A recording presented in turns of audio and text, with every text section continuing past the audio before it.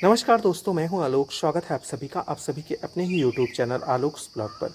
दोस्तों, आज की अपनी इस वीडियो में मैं आप सभी के साथ एक ऐसा नेचुरल ऑर्गेनिक फर्टिलाइज़र शेयर करने वाला हूं जो कि बहुत ही अच्छा इंसेक्टिसाइड और फंगिसाइड भी है। इसके अलावा वो तमाम खूबियों से भरा हुआ है और उसका इस्तेमाल करने के बाद बहुत ही अच्छा और बेहतर रिजल्ट हमें अपने गार्डनिंग के कामों में और साथ ही साथ जो है अपने प्लांट्स पर देखने को मिलेगा। तो चलिए बिना देरी किए हुए चलते हैं अपने टॉपिक की ओर और जान लेते हैं इस नेचुरल फर्टिलाइजर के बारे में। तो दोस्तों, मैं बात करने वाला हूं आप सभी के साथ इस लकड़ी की राख के बारे में। लकड़ी की राख हर घरों में लगभग मिल ही जाती है। ठंडियों में अक्सर हम लोग इसको जलाकर जो है आग सेकते हैं। तो दो तरह से ये आपको मिल सकती है। एक तो ये इसका टुकड़ा मिल सकता है आपको, ये जला हुआ बिल्कुल, और दूसरा जो है उसकी राख इस फॉर्म में। इसके अंदर भी कुछ टुकड़े हैं क्योंकि मैंने जो लकड़ी जलाई थी उसके अंदर से मुझे ये दोनों फॉर्म इसका मिला हुआ था। तो ये बहुत ही अच्छा और रिच सोर्स है माइक्रो और मैक्रो न्यूट्रिएंट्स का।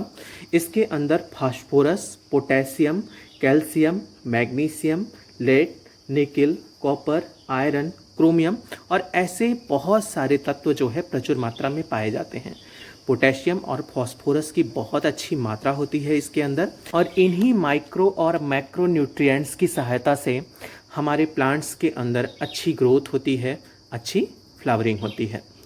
तो हमें जो है अपने प्लांट्स की मिट्टी को अच्छा बनाने के लिए और साथ ही साथ आज की अपनी इस वीडियो में मैं आप सभी के साथ इसकी जिन 12 खूबियों के बारे में बात करने वाला हूँ, 12 तरीके से इसके इस्तेमाल करने के बारे में बात करने वाला हूँ, उसको जानने के लिए आप सभी लोग इस वीडियो के अंदर लास्ट तक बने रहिएगा। वीडियो पसंद आ जाए तो लाइक, कमेंट और शेयर भी ज़रूर कर लीजिएगा। साथ ही साथ मेरे वो दोस्त जो मेरी इस वीडियो पे नए हैं, प्लीज़ मेरे चैनल को सब्सक्राइब करके बेल आइकन को ज़रूर प्रेस कर लें, जिससे मेरे आने वाली हर वीडियो की नोटिफिकेशन आप सभी को मिलती रहे। तो दोस्तों, गार्डनिंग के वर्क में जो सबसे पहला इस्तेमाल मैं आप सभी को इसका बताने जा रहा हूँ। अक्सर होता क्या है कि हमारे जो प्लांटर्स होते हैं उनकी जो मिट्टी होती है उनके अंदर ये ग्रीन मॉसेस जो आपको ये मिट्टी के ऊपर नज़र आ रहे होंगे चारों तरफ, ये बहुत ज़्यादा हो जाते हैं। ये मिट्टी को पूरी तरीके से ढक लेते हैं और एक इनकी पपड़ी सी बन जाती है, और इसकी वजह से हमारे प्लांट्स की जो रूट्स होती हैं उन तक हवा का प्रवाह नहीं पहुंच पाता है, जिसकी वजह से जो है हमारी रूट्स जो हैं वो अनहेल्दी हो जाती हैं और धीरे धीरे करके उसका प्रभाव हमारे प्लांट पर भी दिखाई देता है। तो इसका कुछ नहीं करना है, छोटा सा आपको एक चुटकी लेना है इसका, और जहाँ जहाँ पर ये ग्रीन मॉसेस हैं उनके ऊपर आपको अच्छे से स्प्रिंकल कर देना है।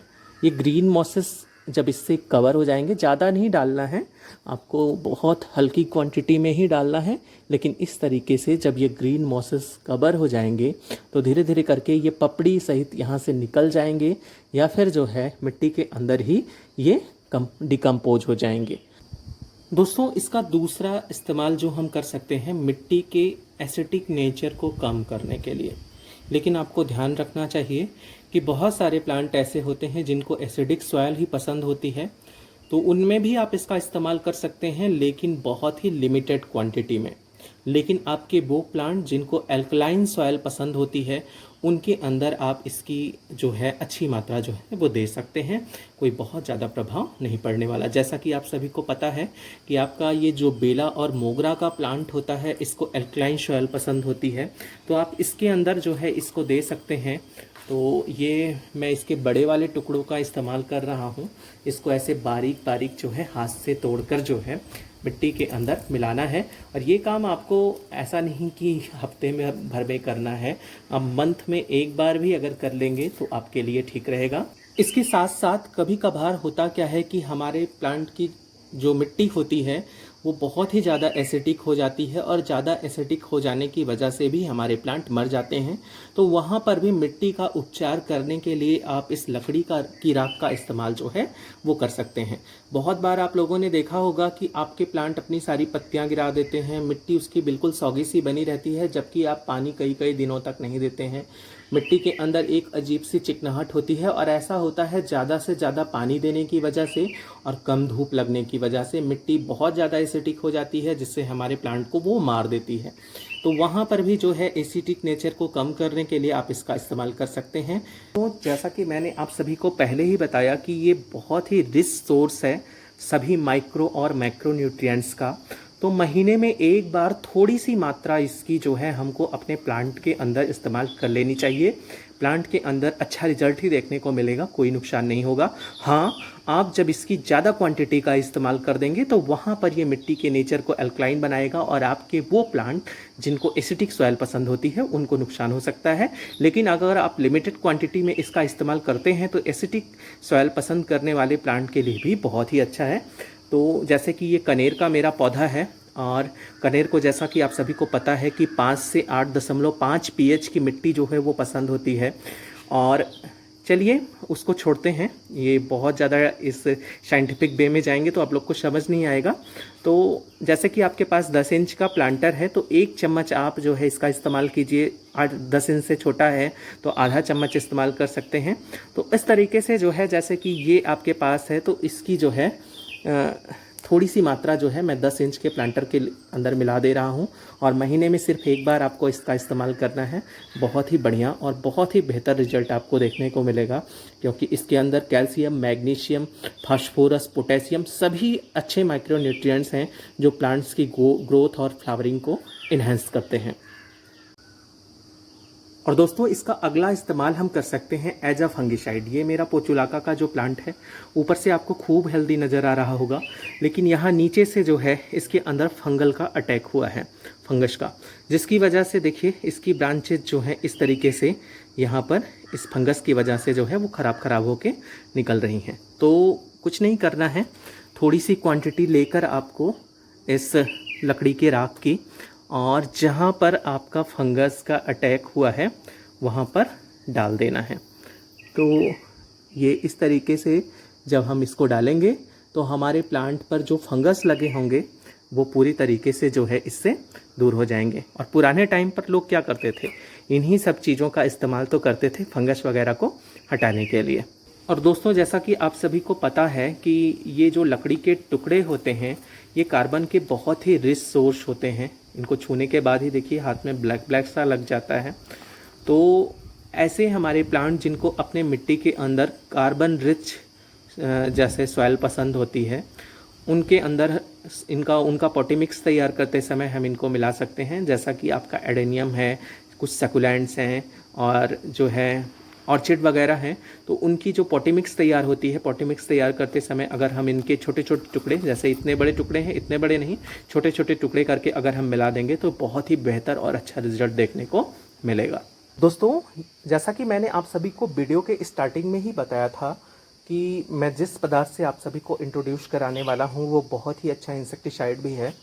तो जैसे ही आपके प्लांट पर अक्सर जो है इंसेक्ट्स वगैरह का अटैक होता रहता है और पुराने टाइम पर जब नीम ऑयल के बारे में लोग कम जानते थे और साथ ही साथ जो है आपके तमाम इंसेक्टिसाइड्स जो केमिकल आते हैं उनके बारे में नहीं जानते थे, तो इसी का इस्तेमाल करके जो है वो बहुत जल्दी जो है वो रिलैक्स आ जाते थे। तो आप जो है ये लकड़ी की जो राख है इसका थोड़ा, जैसे आपके प्लांट पर जो है किसी भी इंसेक्ट का अटैक हुआ हो तो पत्ती के ऊपर इस तरीके से आप जो है स्प्रिंकल कर दीजिए। और यहाँ पर तो मैं कम कर रहा हूँ, लेकिन जब अटैक ज़्यादा हो तो आप ज़्यादा इस्तेमाल कीजिए और आधे घंटे या फिर 2-3 घंटे रुककर आप अच्छे से धो दीजिए, या एक आध दिन बाद भी अगर धोएंगे तो कोई दिक्कत नहीं है। और दोस्तों इसका अगला जो इस्तेमाल हम कर सकते हैं वो स्लैग और स्नेल्स को जो है अपनी मिट्टी के अंदर से भगाने के लिए। अभी कल ही मेरी एक वीडियो पर कमेंट आया था कि मेरे मिट्टी के अंदर बहुत छोटे छोटे बारीक शंख जैसा कुछ हो गया है और उसकी वजह से मेरा प्लांट ख़राब हो रहा है। तो आप कुछ नहीं करना है, आप इसका थोड़ा सा एक चुटकी इस तरीके से उठाना है और उसके बाद जो है अपनी मिट्टी के अंदर जो है इस तरीके से स्प्रिंकल कर देना है और बहुत ही अच्छा रिजल्ट मिलेगा। चूँकि इसके अंदर आपके माइक्रो न्यूट्रिएंट्स भी हैं, तो एक इंसेक्टिसाइड जो कि स्लैग और स्नेल्स को भी भगाएगा, फंगस को भी ख़त्म करेगा और एज अ फर्टिलाइज़र भी वर्क करेगा। और दोस्तों विंटर के अंदर अक्सर देखा गया है कि बहुत सारे पौधे जो होते हैं वो पाले की वजह से ख़राब हो जाते हैं, मर जाते हैं। तो अगर आप इसका इस्तेमाल करेंगे अपने पौधों के ऊपर तो आप अपने प्लांट्स को पाले से बचा सकते हैं। पत्तियों के ऊपर हल्का सा स्प्रे आप जो है इस तरीके से जो है लेकर इस तरीके से हल्का हल्का स्प्रे, जैसे आपका आलू का पौधा हुआ और तमाम ऐसे पौधे हैं जो कि पाले की वजह से ख़राब होते हैं, उनके ऊपर हल्का सा आप स्प्रिंकल कर दीजिए पत्तियों के ऊपर एक लेयर, तो आपका प्लांट जो है पालों से बचा रहेगा। जैसा कि मैंने पहले ही बताया कि आपका ये जो लकड़ी की राख होती है, ये बहुत ही अच्छा सोर्स होती है आपके माइक्रो और मैक्रो न्यूट्रिएंट्स का। तो जब कभी आप अपने प्लांट को कंपोस्ट दीजिए तो कंपोस्ट के अंदर इसकी आधा चम्मच मात्रा अगर आप मिक्स कर देंगे तो वो कंपोस्ट की पावर को बूस्ट अप करेगा।